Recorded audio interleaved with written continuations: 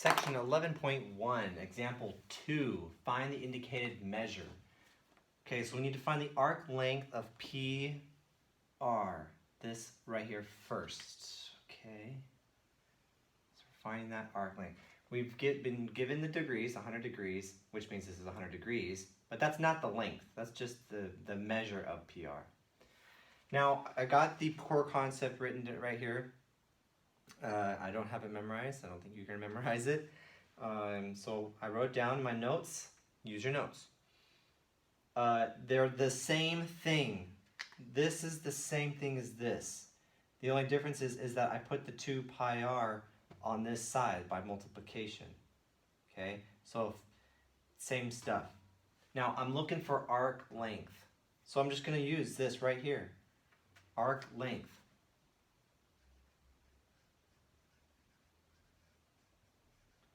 Equals the measure of the arc, which we have is 100 degrees over 360 degrees times 2 pi r, and r is the radius, which is 12 inches.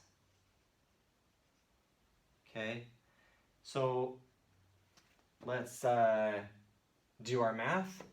100 divided by 360, and our ratio, we can, well, I could just put all of that in a calculator. Let's save ourselves some extra time, yeah? 100 divided by 360 gives me that. Multiply by 2 pi times 12, and I get 20.94.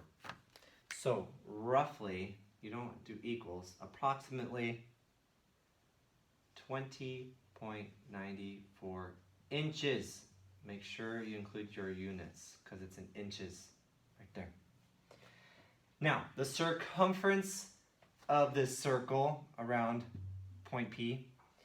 I want to remind you, circumference, let's see if I'll write it.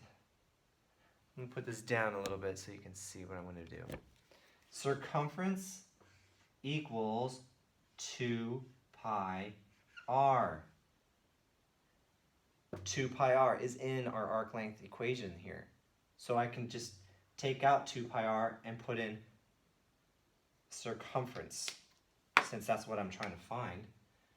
So I'm going to have arc length equals our measure over 360 times capital C. Now let's substitute our given information. Our arc length is 6.5 meters. Our measure is 130 degrees times C. All right, so we need to move this fraction, get it out of the way, and put it over here so we have just circumference on that side of the equal sign. In order to do that, we're going to reduce this down to make a ratio. Basically, the zeros are going to cancel each other out, and you're left with 13 over 36, which means we're going to multiply both sides by 36, okay, which will get rid of this 36, and then we have to divide. Well, let's do that for those who need to see it step by step. So 36 times 6.5, 234 equals 13 capital C. To get rid of that 13, I hope you can see this. We're going to divide. Let me get rid of this. Divide by 13 on both sides.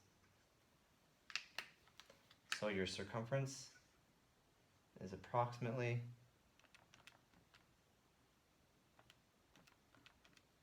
18. And we're in meters. I hope that makes sense to you. It's basically just using the given information, given formulas, and substituting in the data. Now, part C, I didn't write the instruction. Oh yeah, we just need to find the measure of JK. Okay, so they've given us its length. They gave us the arc length. Remember arc length, 21 meters, over 2 pi r. 2 pi r is 14.32 meters, equals the measure of our arc length, or our arc, over 360. All right, I almost got the formula memorized just from practicing a couple problems. Now we solve for our measurement there. And in order to do that, we just multiply both sides by 360 degrees.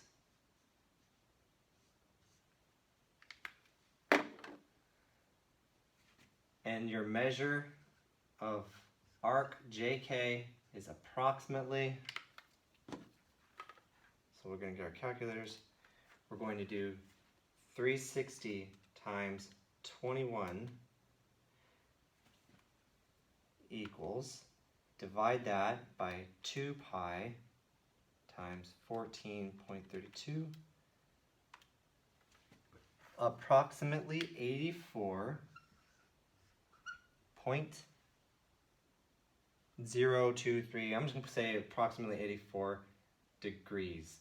Why is it degrees? This is important. Because I have meters in the top and meters in the bottom, they're going to cancel each other out.